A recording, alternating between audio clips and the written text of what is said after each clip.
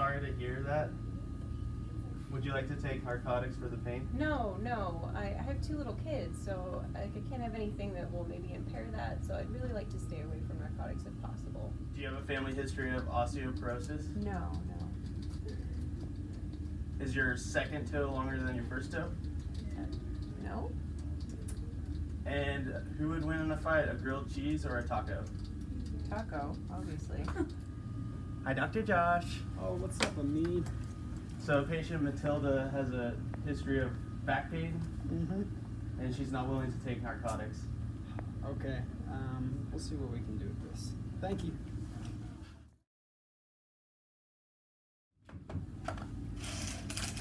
Oh, shoot. Hello. How's it going? So my nurse informed me that you had some chronic pain and you didn't want to take the narcotics for some reason? Yeah, so what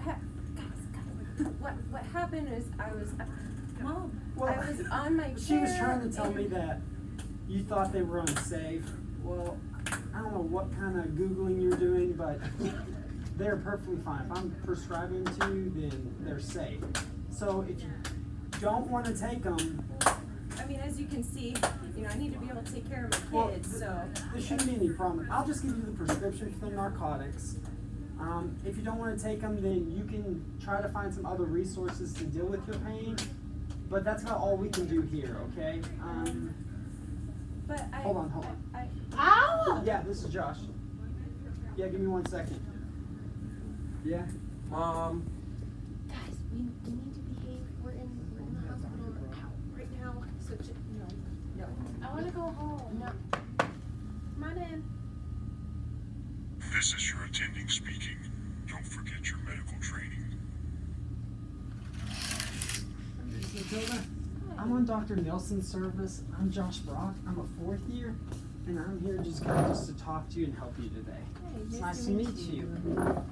So my nurse was informing me that you had some really bad chronic pain. Can you kind of talk to me about how that happened, when it occurred, and things like that? Yeah, so I was sitting in my chair, and one of my kids came out of nowhere, and I just fell kind of weirdly on my side, and I don't know, I think I tweaked it a little bit, and I was trying to take Advil and Tylenol, nothing was touching it. Okay. But I really would like to stay away from any narcotics because I have these 2 kids I got to take care of, and I feel like that could maybe be an issue, so I'm really not sure what my other options are. Yeah, so this is a common concern, and it's a fair concern. There's a lot of different things that go with narcotics. So if you really truly feel like you don't want to take narcotics, then there's tons of other resources I can guide and walk you through. Is there anything that comes to mind with other resources that you might want to look into? I mean, probably something more holistic that will help me more in the long run. I'm not looking for just a quick fix. I really hope that this injury doesn't persist into the future, so something with more long-term effects. Have you ever thought about physical therapy or anything like that? I have some really good physical therapists who focus on chronic pain. They're some of the best I've ever worked with. Dr. Nelson also refers them a lot of times, so we can get you contacted with them and kind of set up an appointment to see if maybe they can help your chronic pain without having to go the narcotic way.